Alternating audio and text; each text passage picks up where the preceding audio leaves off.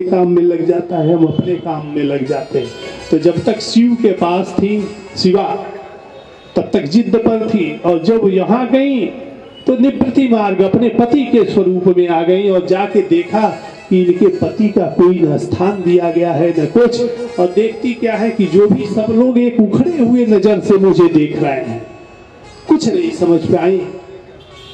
लेकिन माता ने उनसे प्रेम मिला, माता को तो ऐसा फर्क नहीं होता है। माता ने मिला, माता मिली, सती जी से बातचीत हुई, लेकिन सती जी को समझ में आ गया कि कुछ न कुछ यहाँ ऐसा है, कुछ मामला है।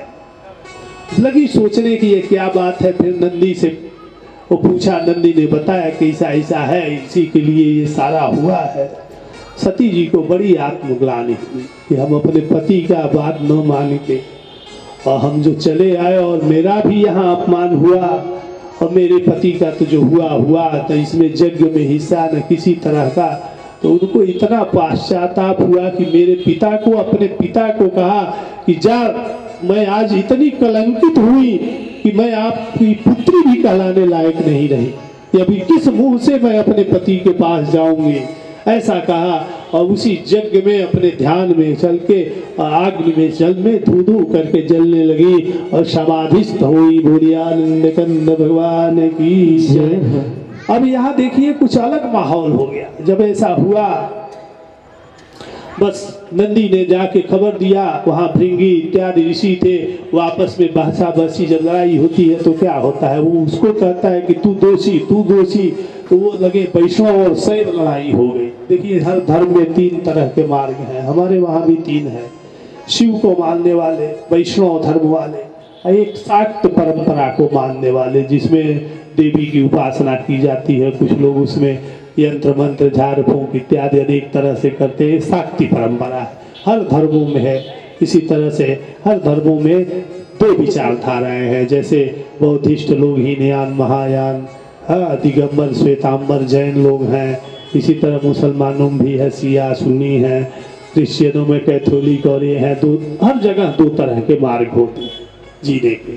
कोई धर्म किसी को रूढ़ी नहीं सिखाता कि यही करो, तुम स्वतंत्र हो। लेकिन भगवान कृष्ण ने रोका था, कहा था कि श्रेयांसो विगुणो धर्म पर धर्म अनुष्ठित। ये न सोचना कि हम हिंदू धर्म में जन्म लिए हैं तो कुछ स्वार्थ का मटेरियल कहीं मिला तो चल क्रिश्चियन हो जाए, ऐसा मत करना। जैसा कर्म किया था वैसे माता पिता वैसे कुल परिवार में जन्म लिया, सजा हुआ है, यहाँ भोगने नहीं आए हो तो उसको काट लो। अब पता चुरा 10 रुपया चुराने का सजा हुआ और हम वो 10 रुपये वाला चुका नहीं रहे हैं और दूसरा एक और गलती करके चले जा रहे हैं, ऐसा नहीं करना चाहिए। ये भगवान ने कहा। बोलिए आनंद कंद भगवान की जय। अब यहाँ नंदी जाके, और जब भगवान को शिव को, जब सती जी जल गई तब तक नारद जी महाराज पहुंच गए भगवान शिव भोलेनाथ के पास और जा कहा प्रभु वहाँ तो ऐसा ऐसा अनर्थ हो गया, ऐसा ऐसा हो गया। भगवान शिव को बड़ा गुस्सा आया, बड़ा गुस्सा आया और भगवान ने अपने जटा से एक बाल निकाला और ऐसे पटका और एक वीरभद्र को जन्म दिया। बोलिए वीरभद्र भगवान की जय। वीरभद्र जी को आदेश दिया कि जाओ और यज्ञ में वहाँ देखो क्या हो रहा है। वीरभद्र जी बड़े विराट रूपों में चले जा रहे हैं। वहाँ गए तो जो भृगु इत्यादि ऋषि थे, जितने संत और दक्ष प्रजापति के थे, यज्ञ का विध्वंस कर दिया है। अनेक लोगों को उठा के इधर फेंका, इधर तोड़ा, ऐसा किया, अनेक तरह से कष्ट दिया। अब जब ये बात ब्रह्मा जी को मालूम हुई कि ऐसा उत्पात मच गया मेरे पुत्र के यज्ञ में यहाँ, तो ब्रह्मा जी दौड़ के भागे, फिर शिव जी के पास जाते हैं। मेरे बाबा तो आशुतोष है। जाके ब्रह्मा जी ने प्रार्थना किया कि प्रभु इस तरह से करने से क्या हुआ, दक्ष प्रजापति को अहंकार हो गया था, उन्हें क्षमा करें, उन्हें माफ करें और फिर इस यज्ञ की पूर्णाहुति को पूर्ण करें। बोलिए आनंद कंद भगवान की जय। अनेक तरह से कहते हैं कि भगवान शिव इतना वियोग में हो गए कि सती को लेके और हवा में उड़ने लगे, अपनी गोद में लेके और सती जी को उड़ने लगे। भगवान विष्णु ने देखा और कहा कि ये तो जब तक सती जी रहेंगी तब तक इस वियोग को बर्दाश्त नहीं कर पाएंगे। बस भगवान विष्णु ने अपने चक्र सुदर्शन से 64 टुकड़े कर दिए। वही जहाँ जहाँ चौसठ पीठ है, जो सिद्ध देवी पीठ है, जिसमें हम लोगों के वहाँ मणिकर्णिका भी एक है कि कान की मणि गिरी थी यहाँ मणिकर्णिका पे, और भगवान उस 64 पीठों की स्थापना हुई। बोलिए आनंद कंद भगवान की जय।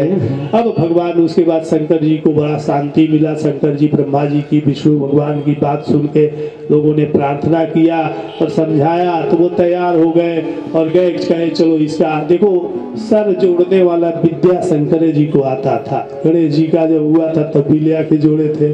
और यहाँ दक्ष प्रजापति जब इनके ससुर का हुआ तो इन्होंने जो सर काट के भी तो कर दिया था, तो फिर दक्ष प्रजापति को भगवान शिव ने बकरे का धड़ ले आके और इनके गले में जोड़ दिया। बोली भगवान भूत भावन भगवान की जय। फिर ये समझौता हुआ कि यज्ञ में आप लोग हवन करते हैं ना, हवन स्वाहा स्वाहा, तो अंतिम में जो बच जाता है तो पंडित जी लोग कहते हैं ऐसे उलट दो, वो क्या होता है, वो शिव जी को दिया जाता है। इससे शिव जी इतने भोले हैं कि इस पे भी तैयार हो गए, ठीक है हमारा नहीं रखा तो नहीं रखा, अंतिम में जो बच जाएगा वही दे देना, वही ग्राह्य मैं कर लूंगा। बोलिए आनंद कंद भगवान की जय। और जो हवन होता है जो नीचे गिरता है ना, नीचे, वो शिव जी को भी नहीं दिया जाता है। वो किसको दिया जाता है, जो वीरभद्र गण इत्यादि थे वहां, देवता राक्षस भूत प्रेत पिशाच, उच्छिष्ट है, उच्छिष्ट कहा जाता है। जैसे भोजन कर रहे हैं, गिर गया तो उठा के नहीं खाना चाहिए, थाली से बाहर गिर गया छोड़ दो, उसको मत खाओ। जब गणेश जी और कार्तिकेय जी का जन्म हुआ तो उनके घर और कोई था नहीं, तो हुआ कि दोनों बच्चों की देखभाल कौन करेगा। शंकर जी ध्यान में ही रहते हैं, माता जी दो दो घूमती रहती है, बच्चा कौन देखेगा। ये बात नंदी को मालूम हुई। नंदी ने कहा कि अच्छा एक उपाय हो सकता है, जितने भूत प्रेत है ना ये सब खिलाएंगे, सब दोनों लोगों को यही देखेंगे। ड्यूटी दे दी गई भूत प्रेतों को, गणेश जी को और कार्तिकेय जी को, जाओ खिलाओ। ये सब खिलाए।